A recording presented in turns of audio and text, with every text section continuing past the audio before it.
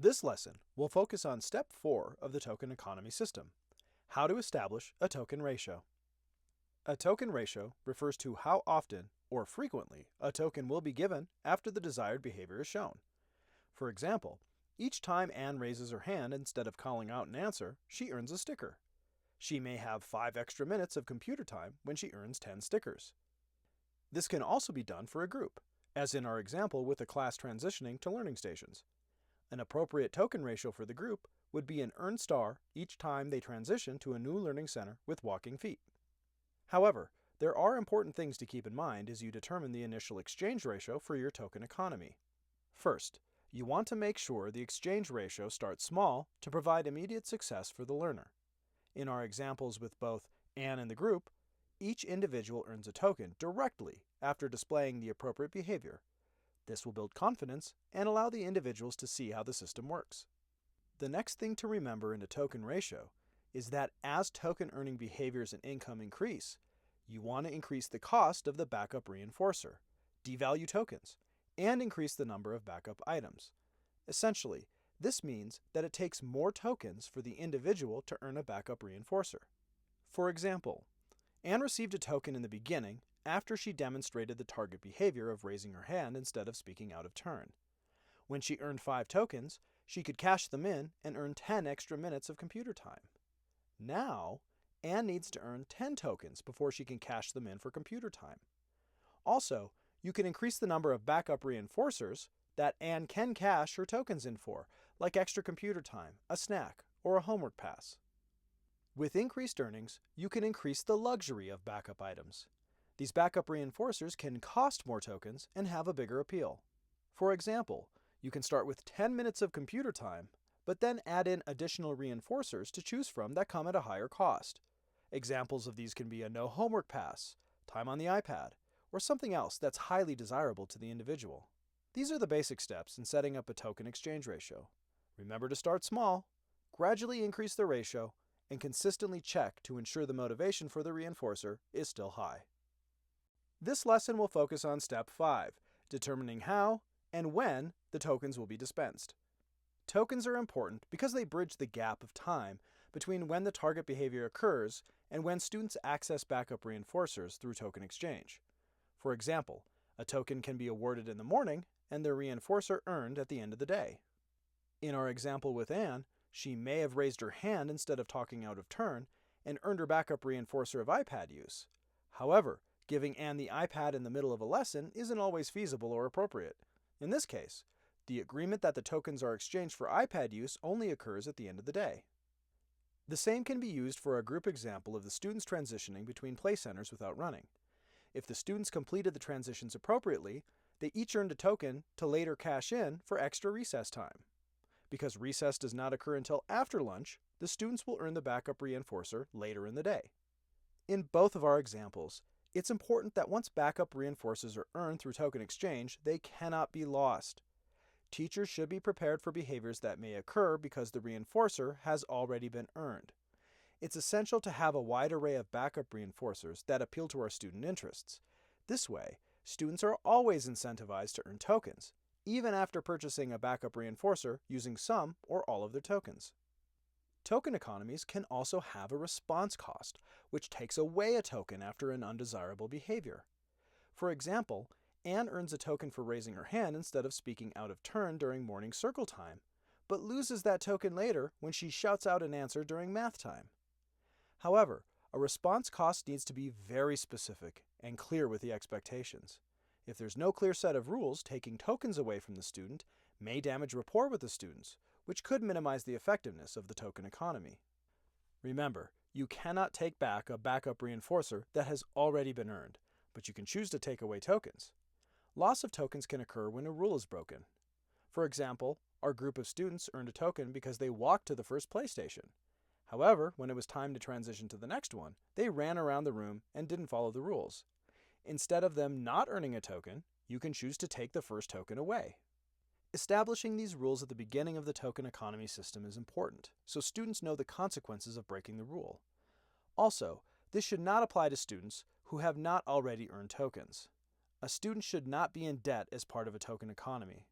If a student is in debt as part of a token economy, they may lose all incentive to earn tokens since they are so far behind. It may also reinforce being in debt, as students may access lots of peer and adult attention in this scenario and see how far into debt they can go to continue and access this attention. Finally, a menu of backup items should be provided with a given cost for each item. Examples of this include extra computer time, which might be 5 tokens, use of the iPad, 10 tokens, and picking the recess game, which is 20 tokens. Learners can then select from the menu, deciding if they want to use their earned tokens as soon as possible or save them for a backup reinforcer that costs more tokens.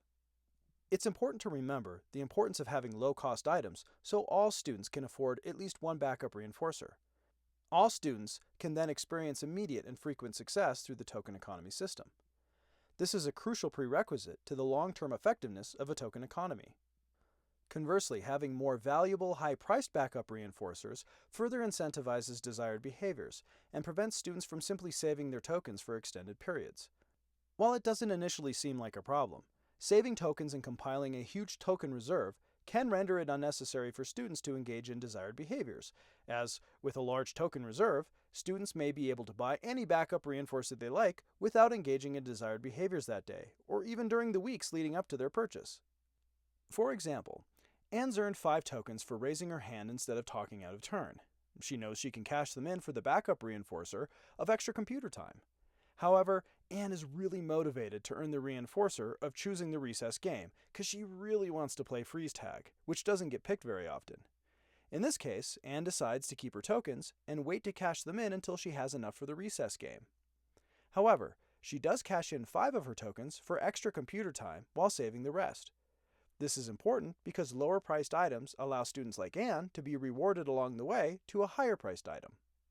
In addition to dispensing tokens as part of a token economy, it's important to collect data to evaluate the system. Collecting social validity data before, during, and after to answer the question, did the token economy make a difference in the behavior, is important to know if the system worked.